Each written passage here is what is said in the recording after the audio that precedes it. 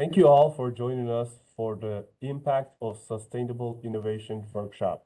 Joining us today are Dr. Christine Bergman, Professor at Hospitality, Lisa Davis, Executive Director, Office of Graduate Student Services, Lee Business School, Erica Marti, Assistant Professor, Civil and Environmental Engineering and Construction, and Marie-Odile Fortier, Assistant Professor, Civil and Environmental Engineering and Construction.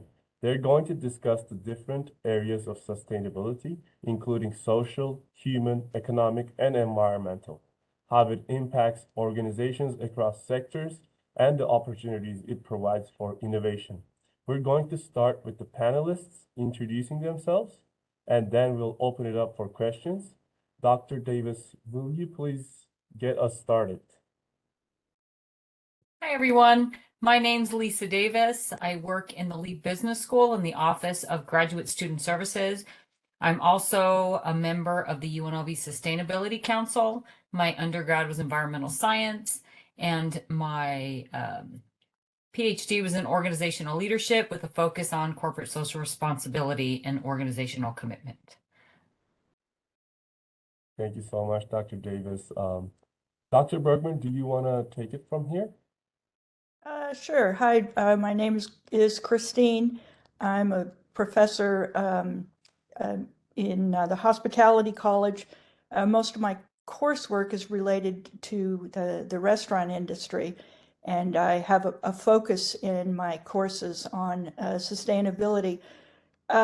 My background is food science. My PhD was in food science, and I worked for the USDA for a long time. And so agriculture and the sustainability of producing food that nourishes people and protects our environment has been something that I've been passionate about for a long time. So nice to talk with you.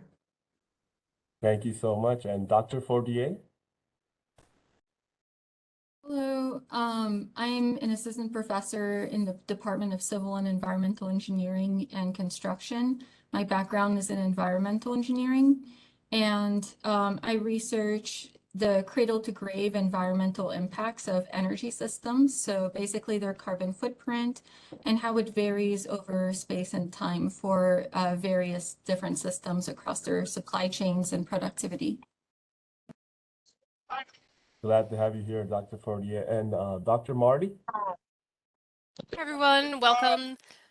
My name is Erica Marti. I'm an assistant professor also in civil and environmental engineering. My focus area is environmental engineering with a special emphasis in water and wastewater treatment. I've previously taught a course in sustainability, and within my water and wastewater treatment area, I focus on water reuse, which is trying to get a second use out of water rather than just treating it, returning to the environment, or considering it to be a waste product, but trying to reuse it for additional beneficial uses. Well, thank you for being here as well. We would like to open the floor for questions. And the first question we have is, what does sustainability mean? Anybody can just jump in if you guys want to go ahead first. I can say, to me, sustainability means being able to meet the needs of today, while also making sure that we can meet the needs of tomorrow with the resources that we have in particular. And there's different facets to it, social, environmental, and economic sustainability. Thank you, Dr. Fortier. I'll just add a little bit onto that. Often when people think of sustainability, their focus is solely on the environment. How do we make sure and put the environment above everything else? But as Dr. Fortier mentioned, it's really a combination of all of these different areas to really achieve sustainability. You can't just put the emphasis in one single area. I wonder if I might, if it'd be okay, share my screen and just briefly put up the United Nations Sustainable Development Goals that might put us on an equal field, that we all know what we're talking about by all three areas. Yes, that'll be lovely, Dr. Bergman. I just I just made you a co-host, so I Great. think you'll be able to share your screen. Thank you. Let me know if it works. Okay, nice. We can see it. There we go. Now can you see it? Yes, we can. Okay, so a number of years ago, the United Nations, a huge committee, worked together to decide what the goals for the next 15 years were going to be. And they've been broken out into these 17 categories, and behind each of these are specific goals and actionable items that can be measured. So I really encourage you, as you're thinking about your projects, that you go to the website for the UN Sustainable Development Goals and dig into these different topic areas, because I think they will help spark some creativity in thinking about all these different areas. So thank you. Thank you so much. And Dr. Davis, would you like to add something? Yeah, I wanted to add too that it also, as was previously mentioned, there's a balance between environmental care, social well-being, and economic growth. So that's what I look at for sustainability, is kind of looking at everything and doing the best that we can, taking all of those factors into consideration. Thank you for that, Dr. Davis. And next question I have is, I will direct it to Dr. Davis, just going back and forth real quick. Why do you think sustainability is important? I think it's important for the survival of our planet and for the human beings in a broad sense. But from a business sense, I think it's important for companies to really look at sustainability and incorporating that into their values and their goals. Because I do believe that companies will make the biggest impact when they start making a difference. I think the employees and the consumers will follow. And I think consumers now with the millennials care more about the environment, or maybe they speak more about it.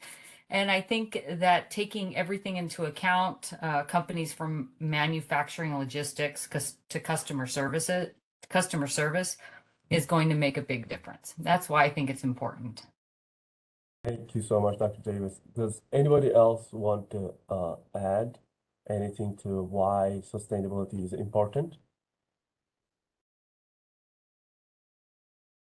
Okay, so we'll just move on to the next question.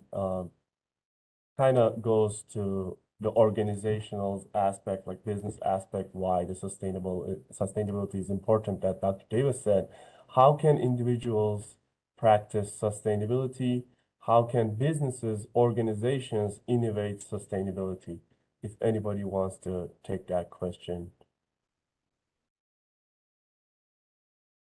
I can speak from the environmental side of sustainability, that taking sustainability into consideration goes beyond the superficial level. So it's not just thinking, oh, this has been made with renewable energy, or choosing products based on marketing or things like that, but it goes deeper. It's all these hidden environmental impacts along the whole supply chain that we have to take into account as well. So I would say thinking about what led to a product or different options being made and what some of those impacts are, looking into what could be improved in those systems across their whole life cycle, all the way back to raw material extraction. It is an important part of how individuals in a business should consider sustainability from the environmental perspective. Thank you, Maybe I Dr. could Fortier. I'll give an example of what Marie has just discussed so eloquently. I was looking a number of years ago for laundry soaps that didn't come in a plastic container and didn't contain items in the container that were toxic to our waterways. And I went on to Google, and after a little bit of research, not much, came up with a company called Drops, and their products all come in these little little packets, the content of which all is made from plants. And there's nothing in here. I mean, I've gone through the ingredient list. There's nothing in here that's damaging. The packaging comes in the mail. The packaging is made from recycled cardboard, so it clearly can be recycled again. And in some instances, that's compostable. So just with a little bit of effort, me as an individual can make a choice. So think about individuals in the workplace, maybe purchasing agents.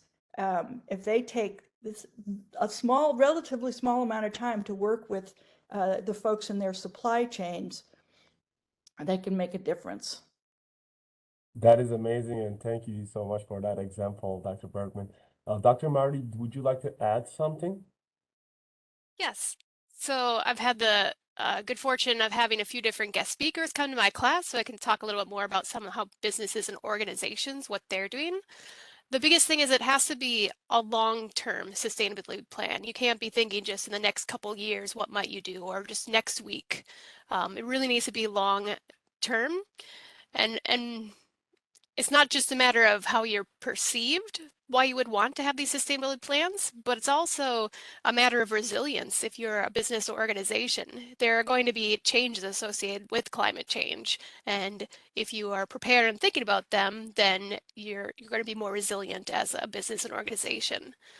Some of the things people talk about are corporate social responsibility, CSR, or ESG, environmental social governance practices. Those are some of the examples. They'll set up long-term plans. Locally, Clark County has created a plan called All-In Sustainability and Climate Action Plan. So they're thinking again to long term about what they can do within their organization to try and reduce greenhouse gas emissions, conserve water, reduce solid waste, the benefits of having people work from home and how that can contribute to reducing greenhouse gas emissions. The city of Las Vegas created a 2050 master plan, very comprehensive plan that covers again how they might reduce greenhouse gas emissions, but it also keeps in mind public safety and education, and they really focus on equity rather than equality. So giving people what they actually need rather than just making sure it's equal for everyone, because needs are not equal. So how do we ensure equity along with the sustainability? So those are a few examples of local plans. Thank you, Dr. Marty, for pointing these out. Dr. Davis, would you like to add something? UNLV is in the process of, with the Sustainability Council, doing a global gas inventory. And I think that's exciting for the campus, looking at what has already been mentioned about the city of Las Vegas, Clark County, and to add that higher education perspective as well, and what the university is doing, not only in its operations, but to educate the students that will be working in hopefully sustainable industries in the future.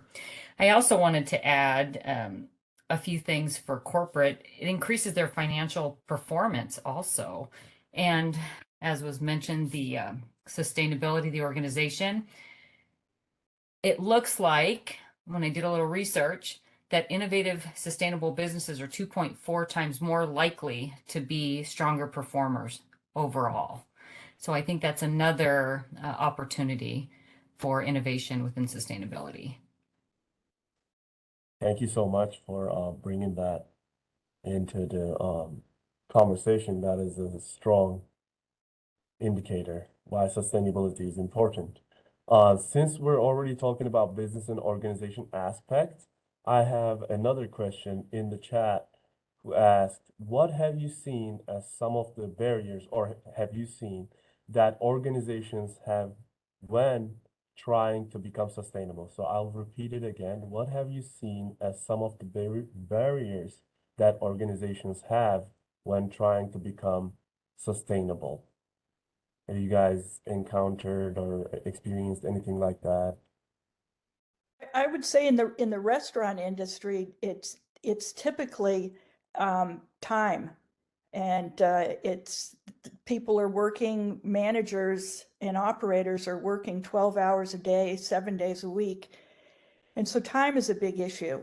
But there's also a lack of knowledge and a great deal of misunderstanding um, that all sustainable choices must be expensive, and it's not true. And so that's where education becomes so important not just in the classroom, but in professional organizations to educate folks on some of the relatively inexpensive and quick choices they can make to be more sustainable. I'm trying to think of what other the barriers are, but financial often is in true the case, but I think it was Marie that mentioned, or somebody mentioned, the importance of thinking about sustainability over the long term.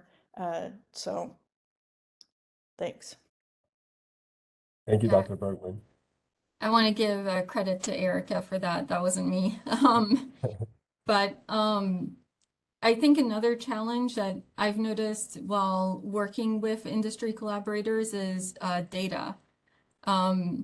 Putting it all together and knowing where to go from there, because companies could be spending a lot of effort trying to improve a small aspect that ultimately might not really make a significant difference to their water footprint or their carbon footprint or any of their life cycle environmental impacts, or social sustainability or economic sustainability. And having people who are trained in those analyses be able to put all of this information together in a systematic way and provide actionable recommendations is something that not all organizations have access to, or they might have the data but might not know what to do with it. Yeah, I really like Dr. Fortier's point about data. Like you can have too much and you can have too little. Both of those can create problems. Another barrier that I think of is when it comes to public health and safety. So in the medical field, there's a lot of one-time use supplies, but this is for the benefit of public health. So it's not that easy to get rid of some of those one-time use supplies.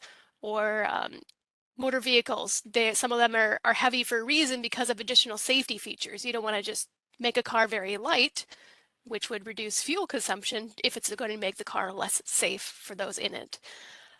So when it comes to when there's substantial trade-offs, that's when I think it could be very challenging, especially when these are related to health and safety. Thank you, Dr. Martin. And Dr. Davis, would you like to add something? I think everything's been covered, the economic, financial, lack of knowledge, lack of motivation, and lack of experience all contribute to the barriers. All right. So I'll just move on to the next question. Kind of going back to what Dr. Bergman said. So how can we educate the public about the importance of sustainability? Is there ways to do that, or anything you guys have in mind that we can do better?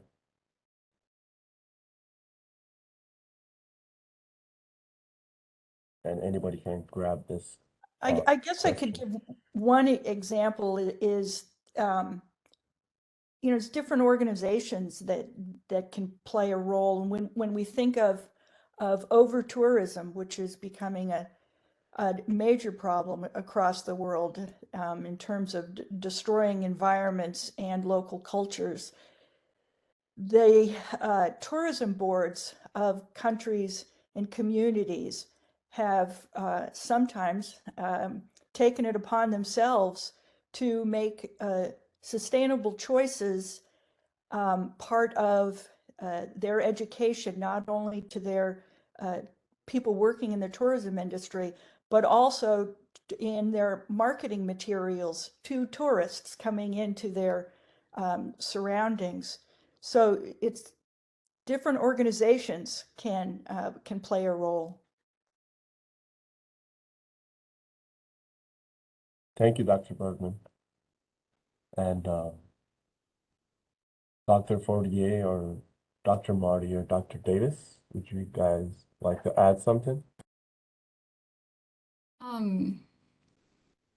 Yeah, it's kind of difficult because there are so many different aspects of sustainability, and then we can also break it down within each of those categories because something could be socially sustainable at one level while causing harm to a local community somewhere upstream in the supply chain, things like that. And so I think disaggregating some of this information, explaining what Dr. Marti also brought up, some of the trade-offs that could occur.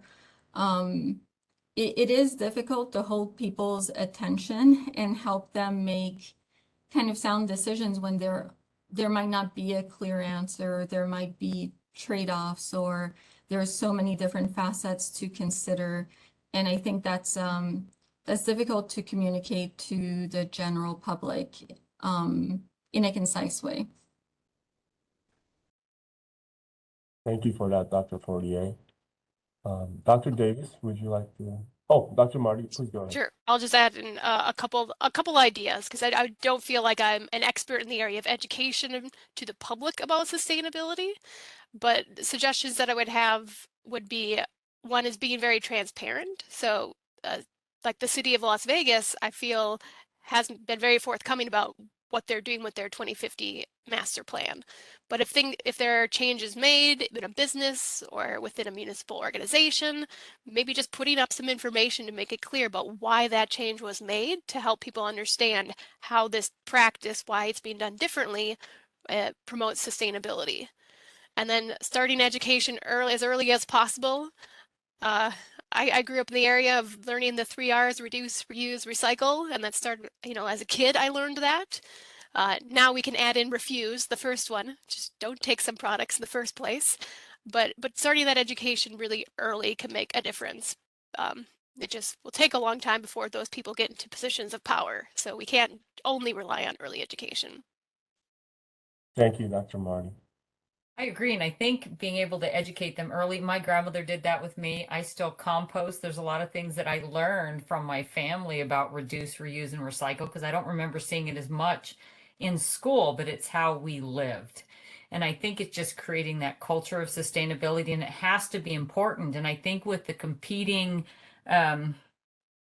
priorities of people, a lot of the time sustainability is not one of those top priorities. And I think it goes back to those sustainability goals that Christine shared as well, is that if people are struggling in poverty, they're not thinking about being sustainable. They're thinking about life decisions.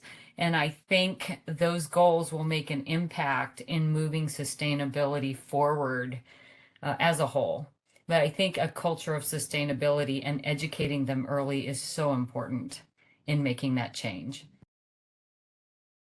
Thank you so much, Dr. Davis. And yeah, I think UNLV does a great job. If I wanted to add something, I think UNLV does a great job with recycling and all that, but we're such a small part of this big problem that I used to work at a restaurant and like they should be punished for not recycling or something because they can recycle so much, but sometimes they don't because of time reasons or I don't know. It's just so sad to see that. Or some apartment complexes in Las Vegas don't recycle. They just like throw the whole trash like mixed in with cardboards and stuff too, which is sad to see.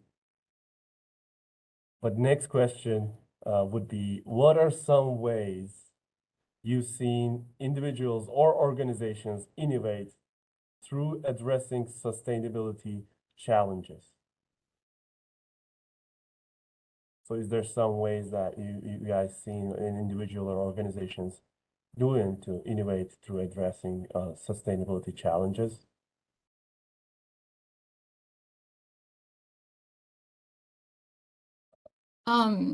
I would say considering novel technology that has co-benefits. So something that doesn't have just a single goal towards sustainability, but can also kind of reverberate through other systems. So I guess one example of that is Project Nexus in California, where they're studying placing solar panels over canals, which should also help reduce evaporation from the canals and increase the efficiency of the solar panels through the cooling that's provided by the water underneath. And it prevents having to take up more land for solar. So then you have these additional benefits of utilizing already used land, of also trying to protect water resources and water quality, because the less light that comes through on the canal, there's also going to be less aquatic weeds.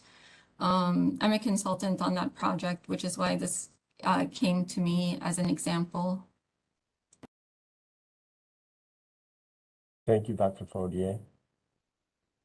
I have an example. I had the good fortune of meeting a gentleman that was very successful in the restaurant industry, and much like you mentioned a minute ago about being very sad about seeing what was happening in the restaurant industry, he became so sad that he chucked his very great business and has created a nonprofit called Zero Footprint, excuse me.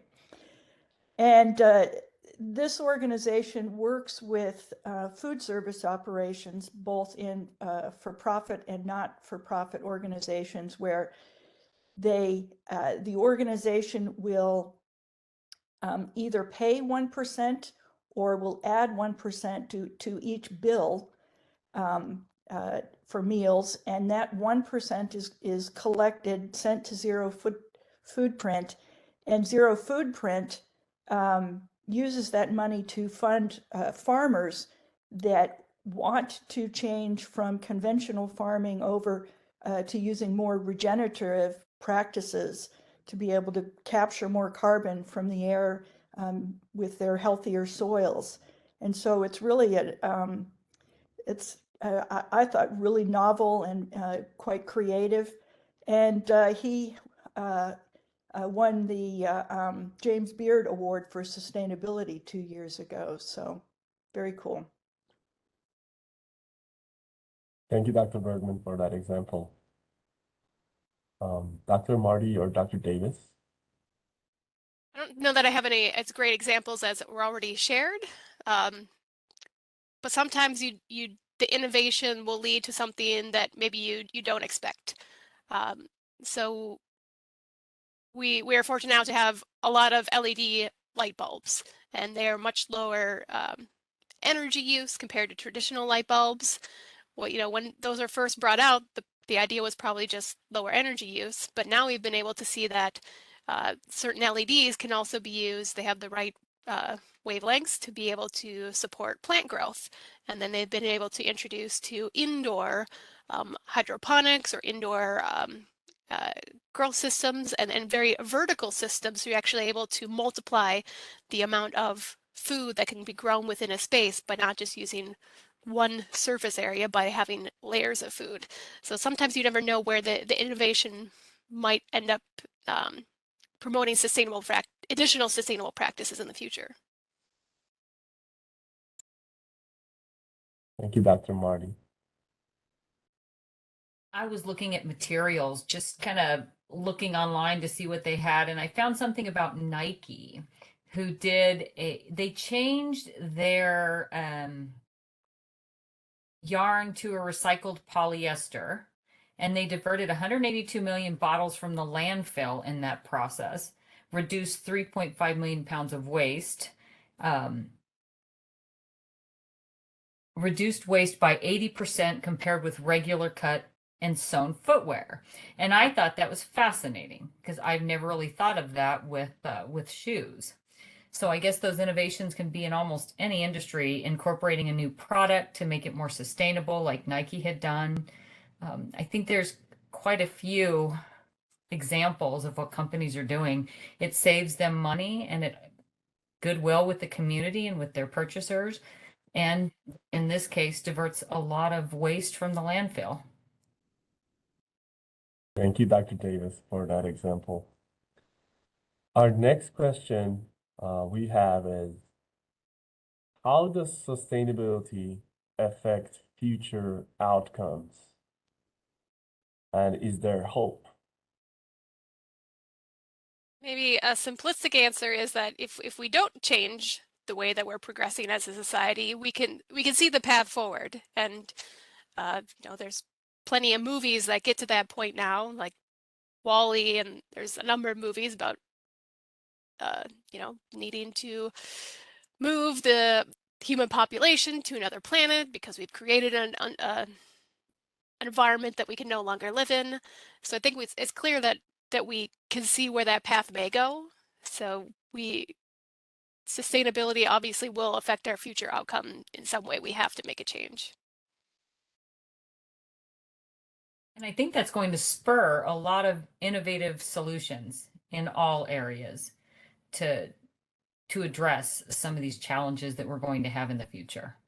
That's why I'm excited about the President's Innovations Challenge. I know there were a couple of submissions last year that were related to sustainability, and I'm excited to see what the students come up with this year to move us forward in that area. Thank you, Dr. Marti and Dr. Davis. Dr. Fortier, do you want to add something? Yeah, it's important to try. It's hard. We can't predict the future, right? And how all of these efforts will end up. The analogy I tend to use with trying to move towards sustainability is it's kind of like voting. Like if you can vote, you have a personal responsibility to, even though your single vote might not itself make all of the difference, but collectively everyone taking responsibility. And this in the analogy that includes organizations and not just individuals, like taking responsibility towards moving towards greater sustainability, then we have more of a chance to reach that goal. Thank you, Dr. Fortier, and thank you all for your answers and sharing your expertise with us. One of the questions that we got in the chat that he wanted to remain anonymous is, how do you measure sustainability? And is there a way to measure sustainability?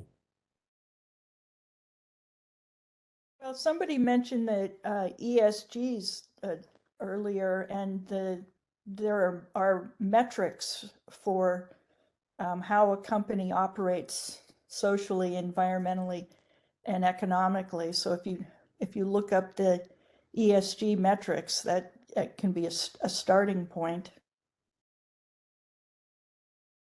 Anybody else? Yeah, I would say it's important to measure across everything that that was needed to get to a certain point. So the whole supply chain, all of the energy inputs that were required because there was a demand on the raw materials and for their transportation and everything. And that same kind of thinking of those interconnections. I think you kind of cut off. Oops, yeah, I think so. Sorry, I just meant looking across the life cycle from both the environmental, social, not both, from the environmental, social, and economic perspectives. So looking at the demands that were put across all of those systems throughout the supply chain for a product or a system to exist, and not just focusing on its point of use or the easiest, like most superficial part to analyze. Thank you, Dr. Fortier.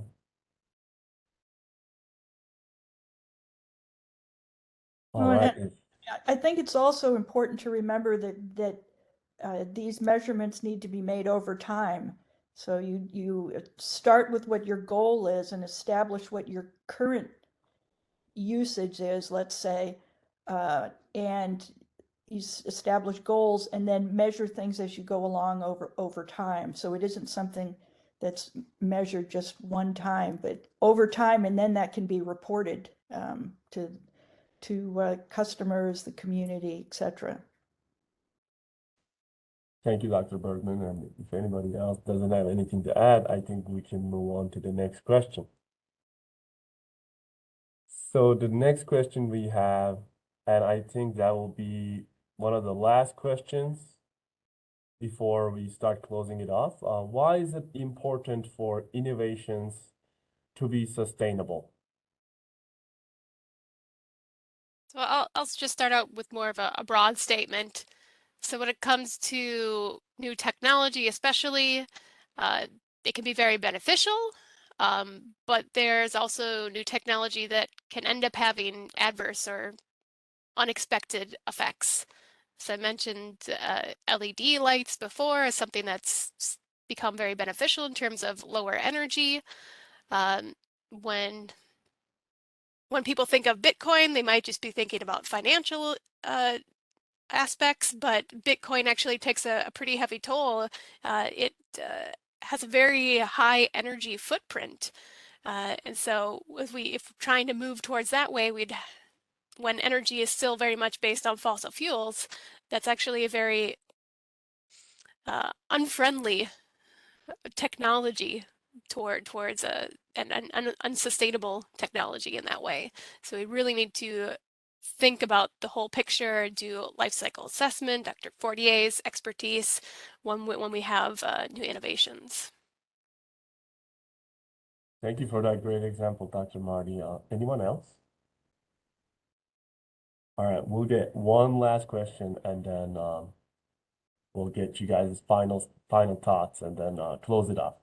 How is sustainability important in both the private and the public sectors? We'll give a little bit of time to think and then anybody can jump in. Well, I'd say something related to the private sector and use restaurants as an example. The model for restaurants through the years has been that it survives on the backs of people that are passionate about food, and they're required to work extremely long hours for very little money. The customer's always right. Management abuses, chefs commonly abuse employees. And so then we came into the pandemic, and all of a sudden, restaurant workers became essential. And after having been abused all these years. And many of them thought twice. I mean, I've seen interviews that have thought twice and have changed careers. And now the restaurant industry is absolutely scrambling to hire enough people and to continue with their business model, which staff have been telling them they clearly need to change. So it's an example of that how people are treated impacts whether a company is economically sustainable or not. So that'd be an example of private, how we have to take the needs of workers into account.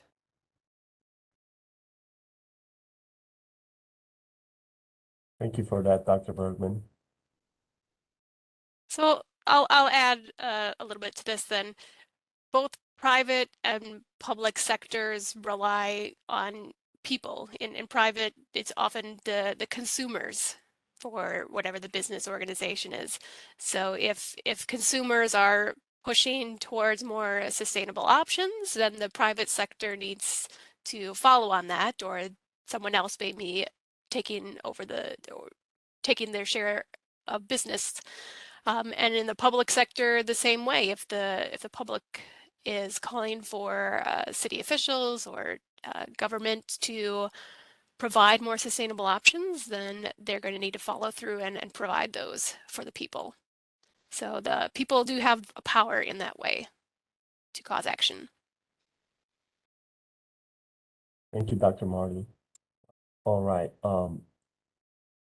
Just one more question came in the chat. Sorry, I just keep saying one last question, but how can we make money off of educating businesses on sustainability? Can a small change make a big difference? So the question goes, how can we make money off of educating businesses on sustainability? Can a small change make a big difference? I think there's a variety. If you're asking about kind of career paths, there's a variety of ways that people can make money off of educating businesses on sustainability. You can be an engineering consultant or a sustainability consultant, and that way, if businesses are seeking that kind of service, they would come to your firm, and you could be the person helping them figure out how to be more sustainable. You could be a life cycle assessment practitioner. Yeah, and you can be an educator as well, and help future business leaders know about sustainability. Those are some of my thoughts about that. I've seen a few certificate programs that are offered focused on particular industries. And so maybe somebody, of course, I'm talking about restaurants, maybe somebody's in the restaurant industry and they want to better understand how to evaluate and purchase equipment that's more environmentally friendly. Well, then the information is set up, the small course is delivered, and some money is exchanged, and the person gets a certificate saying that they've become knowledgeable in an area. So I've seen that type of thing. The other that I've seen is a number of YouTubers that have expertise in a particular area, and they offer their videos for a fee, educating on very small amounts of information, not like taking a semester course, but very practical tips on how to do things. Thank you, Dr. Bergman. And we'll open the floor for one last final thoughts if you guys have before we close it off on sustainability. I want to talk just briefly about our campus. I know in the mid 90s, Tara, who's our sustainability coordinator, as part of her undergraduate thesis, she did something on rebel recycling. She was able to move that forward. We have a rebel recycling fee, and she's been managing that program for years. So I think having an idea and being able to move that through fruition, you can make a difference. And I think that's something that she was able to do on campus and is still making a difference on our campus today. I know my senior thesis for my undergrad was innovations in reuse for education, and we collected waste material, paper, things that businesses no longer wanted, stored them on campus, and the teachers would come to campus and pick up these materials that were needed in the classroom, but businesses no longer needed. So that conduit between the two. That ended up being the teacher warehouse for the Public Education Foundation. And they've had that for a while. So I think if you have an idea and there's a need for that, I think either as a consultant or a job or a new product or a new process, I think it can be viable. I think Tara's done a lot on our recycling program. Thank you, Dr. Davis. Any other final thoughts? Yes, and that's one person with one idea. So, and I can imagine if she were here, she'd be saying that she didn't do it all on her own, but she reached out to a lot of people that helped her get further educated, people that that opened doors for her and listened. And so in that question, can a small change make a big difference? I would say yes, sometimes a small change can make a big difference, but also a lot of small changes that only make a small difference when added up make a big difference. So I encourage you not to think from a very, very grand level. I mean, it's wonderful if you come up with an idea that is very, very global and impactful. But what we need perhaps even more is a lot of ideas and innovation that affects small things for many people. So. Thank you, Dr. Bergman. My closing point is going to be about trade-offs. So when you're working on your innovation projects, you're going to come across things that maybe if you did this more, you could push it more towards making something environmentally friendly, but maybe it's going to be less affordable for a certain group of people. You're going to run into trade-offs. So really think clearly about how you're going to describe and what choices you're going to have to make. And yeah, it's not easy, and there's not just one right answer. This is not a math problem. So just think a lot about the trade-offs and just clearly explain what direction you chose and why. Thank you, Dr. Marti. Yeah, I would urge to look at possibly hidden impacts along the life cycle, right, from cradle to grave of the solutions that you're thinking of. Think outside of the box in terms of solutions that can have more than one benefit at the same time. And from my perspective, the easiest thing to change might actually be the economic sustainability part, depending at which level something gets implemented.